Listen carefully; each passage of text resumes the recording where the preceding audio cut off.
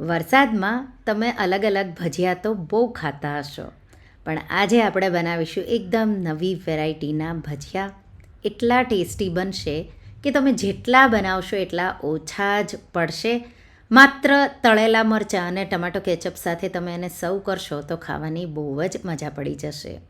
તો તમે સુરતના ટમેટાના ડુમ્મસના ભજીયા સાંભળ્યા હશે, ખાધા હશે કે બનાવ્યા પણ હશે. આજે આપણે એમાં પણ ટ્વિસ્ટથી એકદમ અલગ રીતે બનાવીશું કે પરફેક્ટ એવા પહેલી વારમાં બનશે, સાથે એટલા ટેસ્ટી આ ભજીયા લાગશે કે તમે જેટલા બનાવશો એટલા ઓછા જ પડશે. આ ભજીયા બાળકોને પણ ખાવાની બહુ જ મજા પડી જશે. તો આ રીતે જો ક્યારેય તમે ટમેટાના ભજીયા ન બનાવ્યા હોય તો આ રેસીપી તમે એકવાર જરૂરથી ટ્રાય કરજો. હેલો ફ્રેન્ડ્સ, તમારું સ્વાગત છે મારા કિચનમાં. આજે આપણે બનાવીશું ચીઝી સ્ટફ ટમેટાના ભજીયા. જો તમને મારી રેસિપીઓ ગમતી હોય અને હજુ સુધી ચેનલને સબસ્ક્રાઈબ ન કર્યું હોય તો સબસ્ક્રાઈબ કરજો અને બાજુમાં આપેલી ઘંટી દબાવજો, એટલે નવી નવી રેસિપીના નોટિફિકેશન આવે. આ રેસિપીથી તમે 18થી 20 જેટલા પીસીસ ભજીયાના બનાવી શકશો. તો એક બોલ લેશું અને એમાં આપણે 1.5 કપ ચણાનો લોટ, એટલે કે ઝીણો જે બેસન રેડીમેડ આવે એ તમારે લઈ અને એને ચાળી લેવાનો છે. તમે રેગ્યુલર જે દળાવીને યુઝ કરો ચણાની દાળ, તો એ પણ ચણાનો લોટ આ ભજીયામાં વાપરી શકો. આ રીતે એકદમ સારી રીતે લોટને તમારે ચાળી લેવાનો. ચાળીને લોટ લેવાથી જાળી એમાં બહુ સારી એવી પડશે. 4 ટેબલ સ્પૂન જેટલો ચોખાનો લોટ, એક મોટી ચપટી જેટલી હળદર, સાથે 1/2 ટીસ્પૂન જેટલું મીઠું કે પછી સ્વાદ પ્રમાણે મીઠું ઉમેરી દઈશું. 1/4 ટીસ્પૂન જેટલી હિંગ ઉમેરી બધું મિક્સ કરી અને હવે તમારે થોડું થોડું પાણી ઉમેરી અને બેટર બનાવવાનું છે.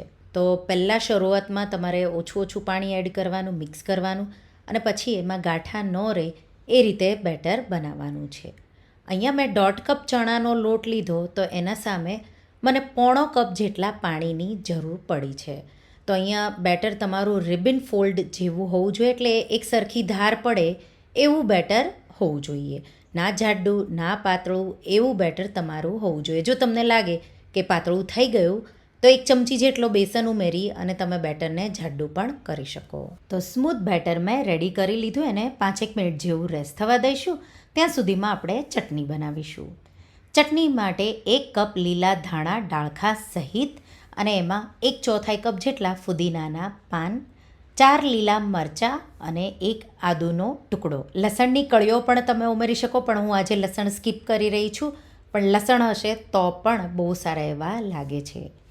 1 લીંબુનો રસ નીચોવી દઈશું, સાથે થોડું ગળપણ. તો હું અહીંયા 1 ટીસ્પૂન જેટલું મેં શુગર ખાંડનું બૂરું ઉમેર્યું છે, 1/2 ટીસ્પૂન મીઠું અને 1 ટીસ્પૂન જેટલો ચાટ મસાલો ઉમેરીશું અને 4 ટેબલ સ્પૂન જેટલી સેવ અને સાથે 1 ટેબલ સ્પૂન જેટલા સૂકા ધાણા ઉમેરી અને આપણે ચટણી રેડી કરી લઈશું.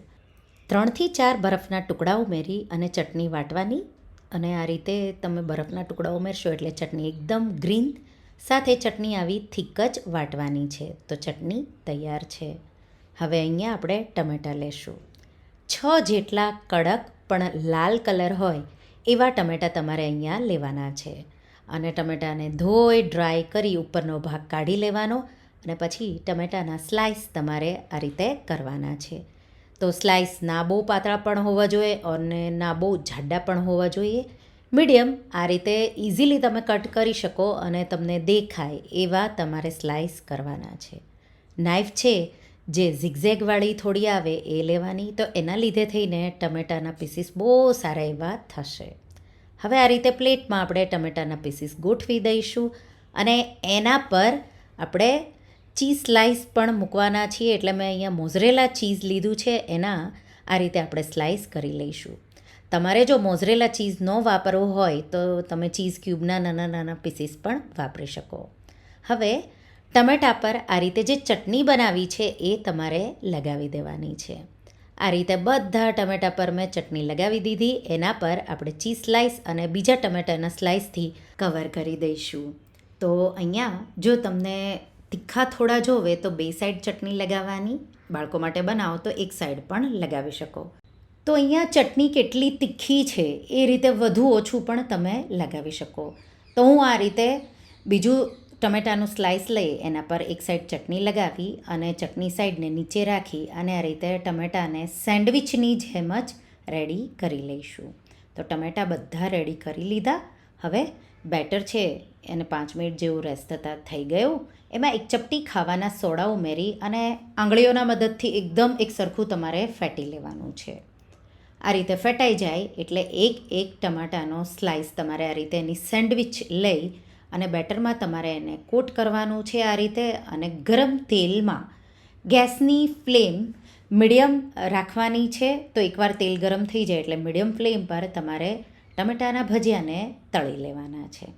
તો આ રીતે મીડિયમ ફ્લેમ રાખવાની અને પછી 2 મિનિટ જેવું ફ્રાય કરવાનું, સાઈડ ચેન્જ કરી લેવાની અને બસ માત્ર 1 મિનિટ તળશો એટલે 3 જ મિનિટમાં તમારા ટમેટાના ભજીયાનો કલર આવો હલકો ગોલ્ડન અને ક્રિસ્પી એવો આવી જાય એટલે તમારે એને બહાર કાઢી લેવાનું. બેટર પરફેક્ટ હશે એટલે ભજીયા તમારા પરફેક્ટ એવા બનશે. બહુ ટેસ્ટી એવા એને કિચન પેપર પર પ્લેટમાં કાઢી લઈશું. અને એ જ રીતે આપણે બીજા બધા ભજીયા પણ તળી લઈશું. તેલનું ટેમ્પરેચર થોડું હાઈ જ રહેવું જોઈએ એ પણ તમારે ખાસ ધ્યાન રાખવાનું. સાથે થોડા લીલા મરચાં પણ તમારે તળી લેવાના. અને આ જ રીતે બધા જ ભજીયા મેં તળી લીધા છે અને આપણે એને ગરમા ગરમ સર્વ કરીશું. જો તમે ક્યારેય ટમેટાના આવા ભજીયા એ પણ ચીઝી અને ટમેટા સ્ટફ કરીને ક્યારેય ન બનાવ્યા હોય તો એકવાર ટ્રાય કરજો. ટેસ્ટી પણ એટલા લાગે છે અને બનાવવાના પણ ખૂબ જ સરળ એવા છે. તો વચ્ચે ચીઝ આવશે તો એના લીધે થઈને ભજીયા છે એ તમને ખાવાની બહુ જ મજા પડી જશે. જો તમને ચીઝ બોલ ભાવતા હશે આ ટમેટાના ભજીયા તમને બહુ જ ભાવશે. સાથે એનું જે લેયર છે બહારનું એ જાળીદાર, સોફ્ટ અને થોડું ક્રિસ્પી પણ રહેશે. એટલે આ ભજીયા જ્યારે ખાવા હોય ત્યારે જ ગરમા ગરમ તમારે એને તળવાના. એને તમે ચટણી જે બનાવી એ પણ થોડી પાતળી કરી એના સાથે પણ સર્વ કરી શકો.